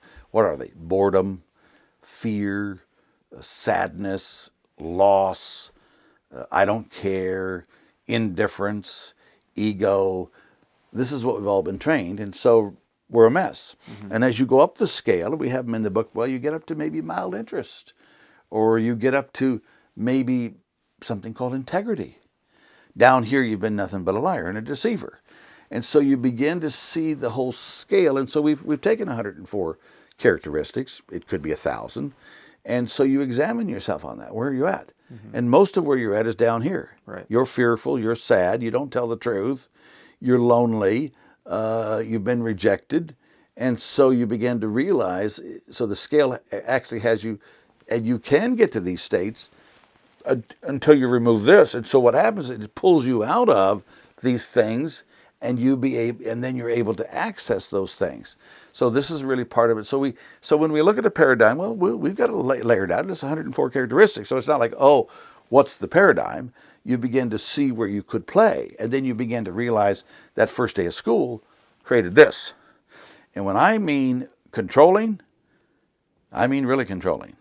So that, if I'd got out of college and been a drill sergeant, it would have been the worst in the world. But you see, it's just a behavior. Now, how's that going to work in relationships? It's not. Right. So I would say one of the biggest challenges is to be able to let all that go. And they were strong and they were heavy. And it looks like this, and I guess I'm going to do this for about 50 years. Well, guess what? You're going to be exhausted. And you will get sabotaged. And believe it or not, these things create car accidents. They create suicide. They create divorce. A paradigm will kill you. It looks simple, but until you see, you can actually look at somebody's paradigm and go, I know exactly where you're going. Yeah. And they're predictable. So, one of the things that somebody said, I don't usually use the word morality, but when you understand this, then you're almost forced to write the book. Because you begin to realize that God didn't create any junk, and that you can move up these scales, and you can do it authentically, and you can be it. And when you see people released from it, and they, if there was a right that they had a right to transform their life. What do we mean by transform? It simply means is that they have a right to be transformed. They have a right to be free. They have a right to experience love. They have a right to have a relationship. And it's like, I've asked many people, have you got any friends? No. Most people don't even, I've probably asked 250 people, do you know of anybody who has a relationship like you'd like to have? 175 said no. They don't see these relationships. Well, you can have a relationship if we can get rid of all of this stuff. There's no relationship here. You're not in a relationship with anyone. And you will get slammed. I promise you, it'll kill you. It's that dangerous. So when you understand how dangerous it is, it's not just a matter of being stuck. It's not just a matter of being bored. It's not just a matter of being apathetic. You get self-destructive. Yeah. And this will cause you to eat 10 hamburgers a day. Or it'll cause you to create constant conflict. It'll cause you to commit suicide. It'll cause you to damage other people. There are no accidents. This will determine. You may think it's an accident. No, I went down the road and I couldn't see what was going on, and I got in a car accident. And then on my death certificate, I died from a car accident. No, you died from this that caused the car accident. Right. So if you don't want to do the work, plan on having a terrible life. I mean, I hate to say it that way, but unless you're willing to remove this, which is usually very detrimental, your life will be a mess. I mean, I don't know how else to say it. You might get lucky and get through it. Very few people do. That's fantastic. No, yeah. That's great. And it's, again, that's one of the challenges that it's universal that people face, that they have to take that off and get away from it. But it doesn't belong to any particular person. You see, No. It isn't like, oh, this is mine. This is available to any human being. Exactly. That's the beauty of it, as opposed to, this is just a special kind. And it would be, if I hadn't written the book, then we're going to have a little special group. This is available to the world. Well, that's how you were saying it's people's right to be able to be transformed. It's not be able, that they should and potentially will. So I think that's great. You know, we have this, you know, all these rights and amendments and whatnot that give us the right, you know, bear arms, freedom of speech. But how many of us take that ability and acknowledge our right to transform ourselves from the pain and suffering? Exactly. Absolutely. And we should probably have that as a Bill of Rights. You have a right to let go of all the stuff that's been downloaded on you that's killing you. So, yeah, so in a sense I'm going to say this. If you haven't created your purpose, your mate getting ready to get married, you may not want to marry him. In other words, in a relationship, you want to be able to determine from your gut how you're going to be with your mate. So you may not want to marry somebody until they read the book. I know this is maybe very odd. And you may not want to employ anybody until they, because they're going to come to the workplace with a lot of garbage. And they're going to come to the marriage with a lot of garbage. And you don't want it. So that I'm strongly recommend, if you're planning on getting married, make sure you read the book and do the work. If you're planning on hiring somebody on, make sure you do this. I would think every corporation would do this. If you're going to graduate from anything, you're going to have to read this. You're not reading this, you're reading this. This is about reading your own book within you. So you don't graduate from school if you haven't done this. You don't get married if you haven't done this. You don't go to work if you haven't done this, because you're gonna wind up suffering. So once this gets published, then you have no excuse for being unhappy. You have no excuse for creating a lot of consternation. You just simply didn't want to do the work. See, in order to get this could take you $200,000-$300,000. Nobody's going to go through all these courses I've done. This is $60, $100, whatever it is.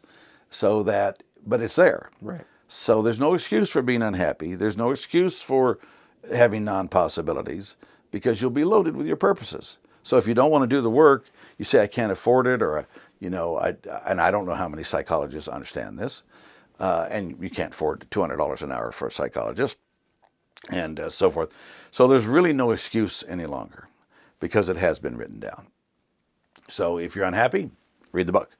If you are creating a lot of problems, read the book. If you are in apathy, read the book. If you don't want to read the book, then I would probably let a lot of those people go. And I would add on, even if you are happy, still read the book. Yeah. Because it's going to do just as much good to someone that's already in a positive positive mindset. It, as you said, it pushes people to get to their higher selves even more. So if you go to church even more. You know, if you love cooking, you're gonna cook, you know, your ass off. You're gonna be an amazing cook, et cetera, et cetera. So I think that's great. But especially for the people that are going through turmoil and pain and suffering, it's definitely work that will benefit them, as long as there's truth behind every effort that they put in. So I think that's great. I'm gonna make sure that this is good. So I wanted to ask, do you have a favorite chapter in your Transpedia, that for Steve specifically? Well, you know, it's you know, some of the chapters are emotional intelligence, obviously important. Self-expression is obviously important. Hypnotherapy is important. Playing the game of life is important. But I would have to say probably getting down to the basic is knowing what your life purpose is. Mm-hmm. So that I do like my spirit purpose quite a bit. But what happens is when I go into a room, I invent the room. And I know that may sound a little strange, but something magical occurs in the room. And so when I go into a room, I am that we are the one brilliant self. Even if somebody's looking like a jerk, they don't get to be a jerk to me. Right. Because I don't buy their jerkness. This is very powerful. See, most people buy, oh, well, you're a jerk. I don't even buy it.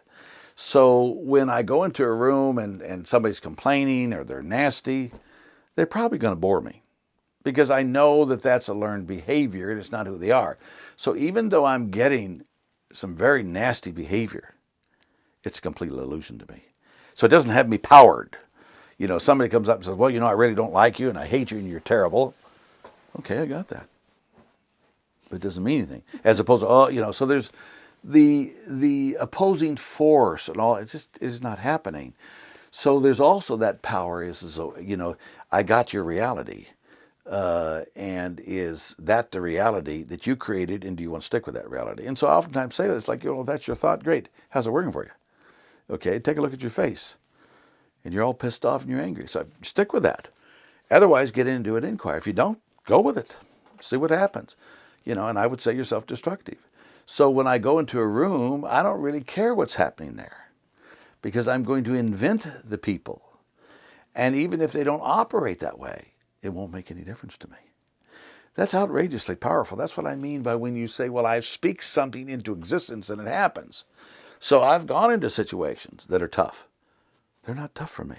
You can actually go into a room of massive opposing force. It won't affect you at all. This is very powerful. And it's not going to affect you because you've already invented yourself. And it's authentic for yourself. And most people can't do it. They get sucked in. So I can go into a room and I can go into where there's massive adversity. Bring it on. Mm-hmm. It doesn't exist. That's what I mean how outrageously powerful this is. And I think if people just heard what I just said in that few moments, it's like, oh, wait a minute. So you're making a distinction. We're going to make a distinction between an identity and a self, or illusions in yourself. And most people buy people's illusions and they get sick. I don't buy it. And that simply means is I got what you said, but I'm not living there. Right. And if you want to have a great relationship with a man or woman, do that. You invent your mate, and when they turn out to be a toad, doesn't mean a thing to you. And they hear that. They kind of get it. It's like, oh, you're acting like a fool. Oh, I'm sorry. I just think you're wonderful. And it's not a positive thing or anything. It's like what you just said to me. I'm not even affected by it. And when you're not affected by it, they get over it because you're not giving it any power. This is outrageously powerful. So in a sense, if you want, and very few people, and that is when you go somewhere, you actually invent the whole thing. And very few people know anything about that. We haven't been told about that. You go to a place and invent it. So you're going to go to the Ritz-Carlton or you're going to go to the dump. Okay? How are you inventing the dump? And how are you inventing the Ritz-Carlton? And so the Ritz-Carlton's black tie. The dump is, with all kinds of stench and so forth. So what? What are you creating? The environment no longer controls you. You invent. So I can have a good time at the dump. Mm-hmm. And, I can have a good time with black tie, but most people can't. So they got all these considerations, the smell, and so it's like, okay, but I am my purpose at the dump. And if I get to a black tie thing, I really don't care. So what happens is you transcend the whole environment. This is outrageously powerful. So that there's no excuse for being unhappy any longer. There's no excuse for all of the conflict once you've done the work. The game is over.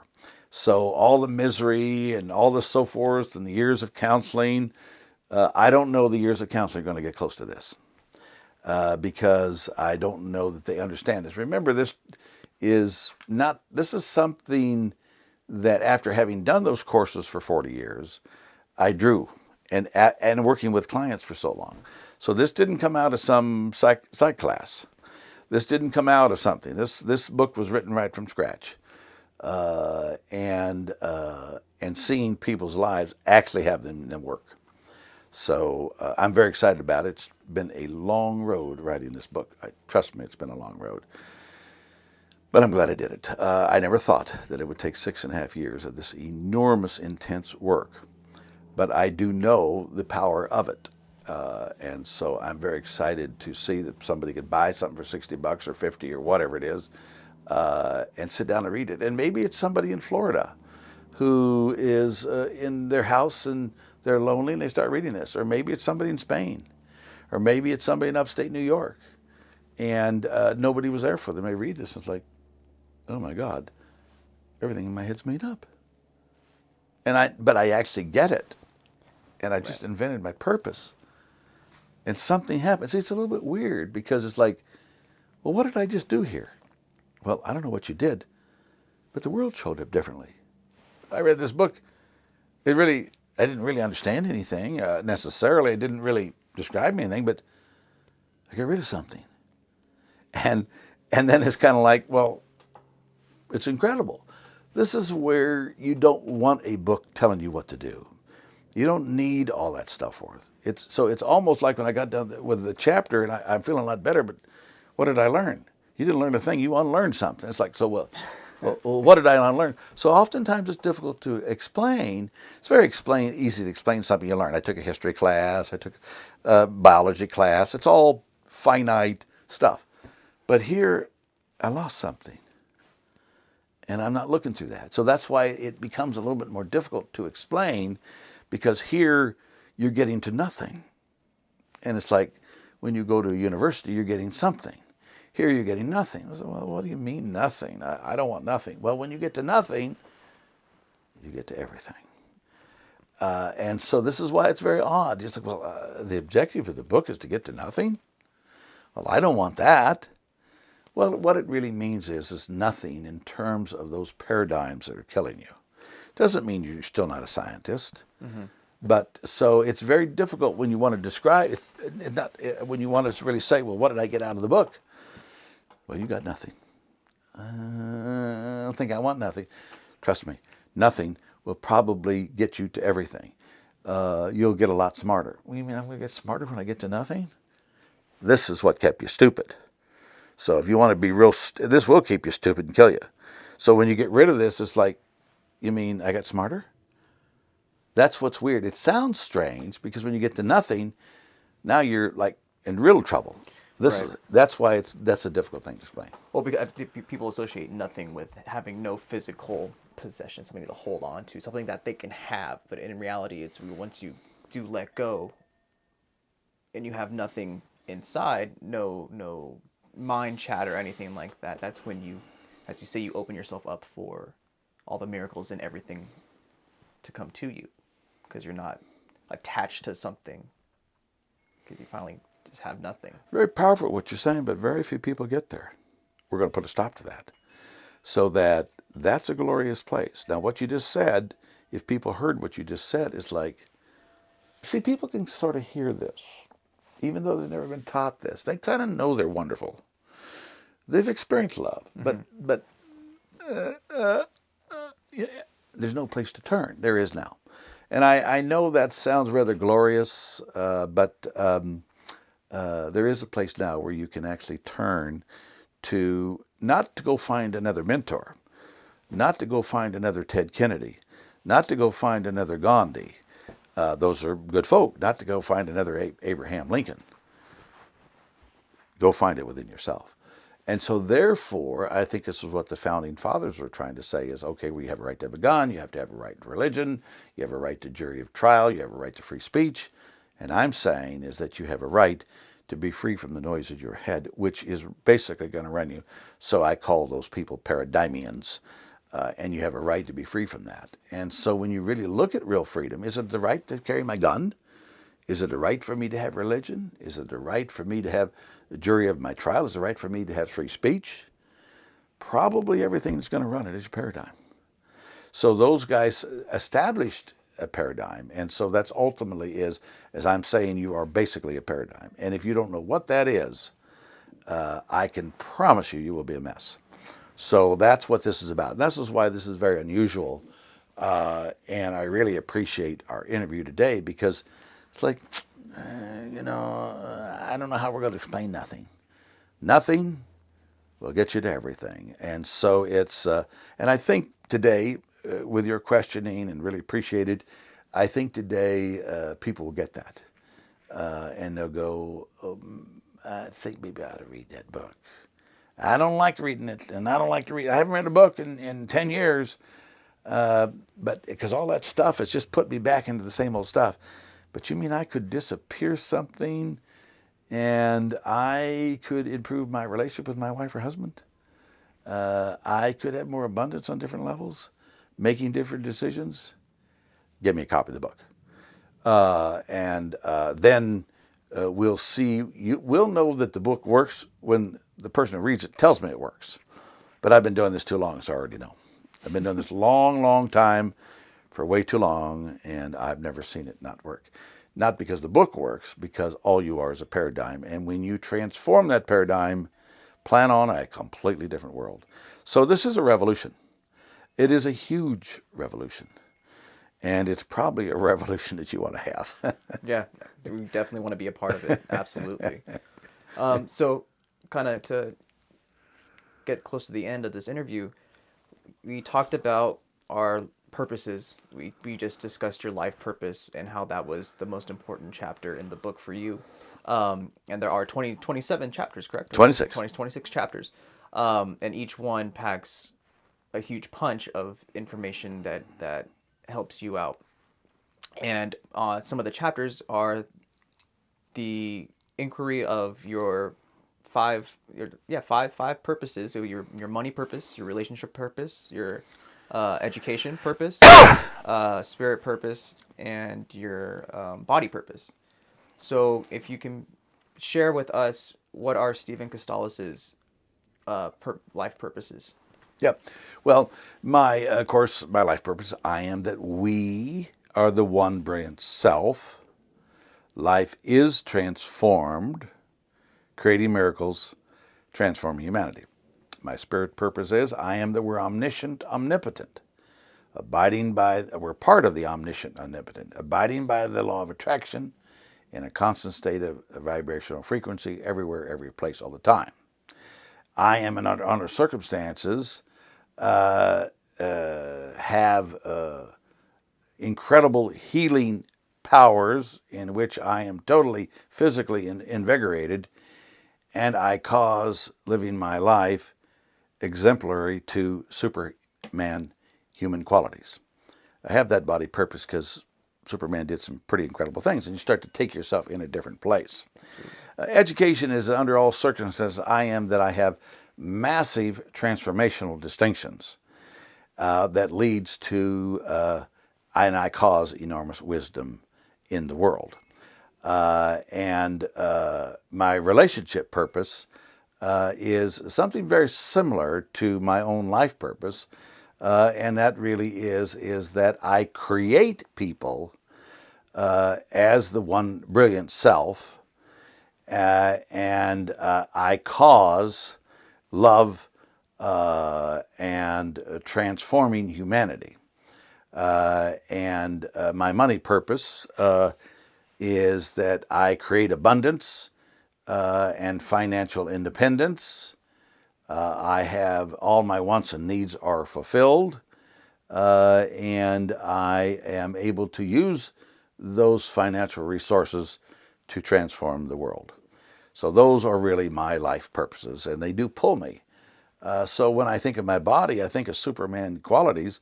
Then when I'm on the tennis court, that I may get very unreasonable. A lot of the work that we're doing here is unreasonable. They shouldn't happen in the ordinary sense of the thing. So that when you say I'm part of the omniscient, omnipotent, this is very unreasonable. You shouldn't be talking like that. So that when you start talking about, abundance and financial independence, these are not words that a lot of people use, but they pull you. And so when you make a decision, if it's not consistent with it, no, I don't think I'll do that. So your financial purpose should pull you consistent with financial independence or financial abundance. Your body purpose should pull you in Superman qualities. So, one of my friends said, well, he wanted to levitate. Okay. All right. Well, that's a nice thing to say. And so I said to him, well, just for fun, I said to him, I said, your body's 99% nothing. So you have to levitate whether you like it or not. So he's not thinking about levitation. So you might be surprised how you get there, but in the normal tunnel vision, you don't. And then it was already there anyway. So I do find myself on the tennis court from time to time hitting shots that I should never hit. And I'm not even looking at the ball. So we do have the power to do that. And you're hitting your ball out and it's coming at you, 60, 70, 80 miles an hour, and you hit a winning shot. And it's like you didn't even see the ball. Right. So this is where you begin to tap into this energy that's everywhere. Well, you say, well, that's a little bit far out. Well, I'm pretty much like a cement rock in terms of reality. So that, but can we take those things and all of a sudden, maybe I didn't have to work 10 times as hard as that. I was meeting yesterday with a fellow who is demanding to see me, and he's probably worth about $10 million. And why is that happening? Well, he hears the abundance, so that you never know who's going to be with you. And so when you are clearing from this, because you're not going to create anything here, and when you get more to everything and nothing, which is available to anyone, then you can make an audacious statement to write a book like this, because my buddy said to me, if you can write this, you can about do anything. How did this all come into existence? How do we reach 100 million people? Well, we'll reach them when people get a sense of letting this go, and you can get to this particular place. So in this particular place, then you call the shots. But you're not going to do this over here. There's a lot of people talking about a lot of stuff out here. You'll never get anywhere because this is running the show. So when this starts to get away, all of a sudden, you're now in a clearing for this to happen. Most people don't deal with this. Well, you've seen people talk. It never happened because this is still around the show. You know, I think I'm going to lose some weight. Well, I know I'm ugly. Or, you know, I don't have any self-control. They can't do it. I'm going to lose weight, but I have no self-control. You can't do it. So that's why this becomes very much here. So when you say something incredible, it never happened. That's why lots of people are speaking lots of things and they never happen, because this is running the show. Right. When this steps aside, we don't know what you're going to create. So that's where, you know, a lot of people are talking about great stuff and everything else. They're talking about that you have a paradigm, but you never get rid of it. This is where you get rid of it. So that's the next step in this book, and that is, it's not just about talking about a paradigm, if anybody did that. It's not just talking about these things. But most people don't even do this, create something extraordinary.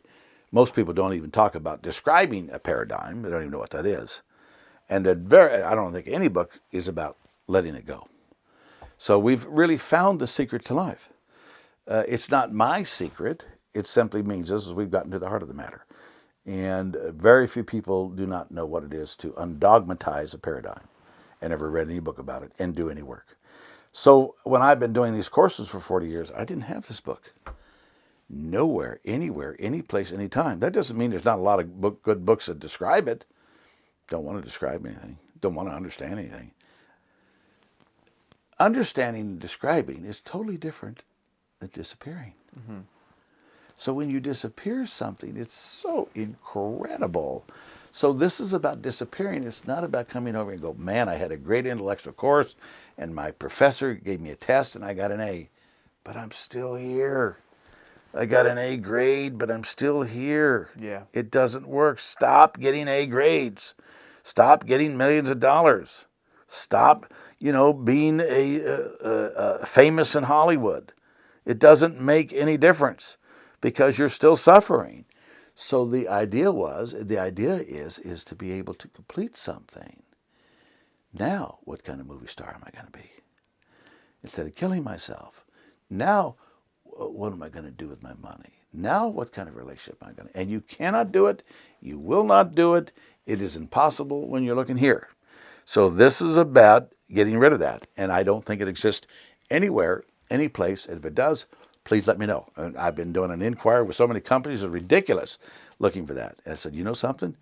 You're going to have to write the book yourself. And I said to one of my buddies who I knew a long time ago, I said, why am I writing this book? There's so many people done trainings, it doesn't make any sense. He says, Steve, you don't understand. You kept blowing up paradigms. You didn't sit around and understand it. You blew them up and you blew them up and you blew them up and you blew them up and you blew. People aren't doing that. I had a hard time understanding that. He said, what you did is you've been getting rid of stuff. And people haven't been getting rid of stuff because they don't know where to turn. They couldn't get it from their family. Even though they loved the church, they couldn't get it. They couldn't get it here. They couldn't get it there. So they went around and nothing worked. It's like, oh man, get me on some marijuana. See, people have marijuana because they're sick of this. When you're here, you don't need the marijuana. When you're here and you're so tired out, you got to have about 10 beers. When you're here, you got to have lots of sex. When you got to be a workaholic because, I don't want to come home. But when you're here, you're already drunk. You're already loaded with marijuana. You're already having the climax. This is why it's so extraordinary who we are. That's why we're all addicted, because I'm so tired of looking down this thing. If you could disappear this, which is what this is about, you're free. Now, it doesn't mean that my marijuana didn't help me for 2 hours, but I go right back to this. Mm-hmm. It didn't mean that my sex wasn't great, and I work with a lot of people on sex, major problems, because it only lasted for about an hour. Yeah. All this stuff only lasted for an hour. When you do this, you're free for the rest of your life. No more barriers. No more swimming upstream. And so this is really a wonderful opportunity for anybody on the planet, because ultimately I am saying you are your paradigm, and you're looking through it, and you're inventing your life, and you're creating your life. And most people don't think they're creating their life. If you understand that you're really a creator, and you can get access to that, it's probably the most greatest thing in the world. And then something happens when I'm in the everything and nothing. And how did this come to my life? Well, that's because you weren't blocking it over here, like I did at my first day of school. Now I'm blocking a lot of stuff, and I'm going to really work hard. Okay, stressed out. So we've really found the secret to being able to access freedom and love, and it's not a joke. And I really appreciate this interview today, because if people get this, as they get this, they're going, I think I'm going to read this book. It's 750 pages. I heard this fellow Vincent say it wasn't necessarily easy, but something really, really rewarding. Give me a copy of it. And let's see what I can do to something. I've never heard about unlearning dogma or unlearning something, but I'm kind of getting a sense maybe that's the only thing I haven't done. I've done everything else, and it hadn't worked. No, absolutely. Thank you, Steve. We really, really appreciate your time and all your honesty with each question. I know for myself, learning a bit more about you is and growing a friendship with you. Consider you family. So Yes. it's been an absolute blessing knowing you the past couple of years and being able to do this work along with your mentorship and with Greg. So I want to end it out. Is there anything that you would like to tell anyone watching? Any last words? Well, I would say, Vincent, you're certainly a testimonial, not of the power of this book, but the power of you. And one of the things that people usually won't read this book unless they're really connected with love. And anybody who sees you knows that. How you got that way, I don't know. But I think it's what drawed you to the book, and that simply meant, and also a sense of freedom, and a sense of that I could be something. Maybe you got that through your mother, I don't know. But you're not going to read this book if you really don't get a lot about love. And you're not going to really get this book if you really if you think you're really stuck. And even though you were stuck, you still tackled it. And so I'm really recommending that people tackle it. Bring it on. Take a look at it. It may be painful. Sure, there's going to be some tears shed, so forth. Probably that's good, particularly for men. So I really appreciate you having worked on you so that you are out in the world now. You're going to be around for the next 60, 70 years. Imagine what you can create when there's no longer any barriers. So this is very exciting. So to wrap it up, the intent is to get to 100 million people. The world does not have to look like it is. We've got a lot of wars going on. We've got a lot of enemies going on. It's unnecessary. And I understand why those wars exist. And usually, basically, when we're in a war, it's like, I don't like your thoughts and ideas, and we're separate. So this is a revolution. It is something that will work. And, I don't know. It may be that somebody comes along and drops down $1 million and said, look, buy, 300,000 books and mail them out. Something can happen just by a little, and I have a feeling that's what'll happen. Somebody's going to come out and say, here's $1 million. How much are they? $60 a piece. Get 300 books and mail them out to every governmental head, every large corporation, every school, period. And so even though it, it doesn't look like it could happen, it will. And I expect that, because once you take one person who gets this, and they're extremely wealthy, they're not going to let any of their employees come through a door until they've done this. They're just not going to, because they'll know that their employees are inefficient or incompetent. So I expect that to happen, and a lot of my expectations usually do happen. So I'm excited about the world, not just a beautiful human being such as Vincent, but somebody said it only takes one person to change the world, whatever that means. And so it's oftentimes doesn't look like you and I are it, but we are. So I certainly hope in this interview that people are not hearing any kind of arrogance. This is not about arrogance. This isn't about, some special group. This isn't about something that we own that you don't own. This is not the case at all. This is the farthest thing from arrogance. As a matter of fact, it's quite humbling, if you want to say that. And I'm excited about, we're here in 2019, what the world could look like on a political sense, on a religious sense, on a family sense. This revolutionizes all of it. And all you got to do is have one person in a family do that. Game is over. So I'm very excited about it. Thank you for doing this interview, and I certainly think that it will lead to a lot of clarity to many people. I tend to it will make a big difference in people's lives. Excellent. Thank you so much, Steve. Yeah, really, really appreciate it. Thank you to anyone that is watching and listening. It's been an absolute pleasure. I know this isn't the end for us, so That's right. thank you so much. You're welcome.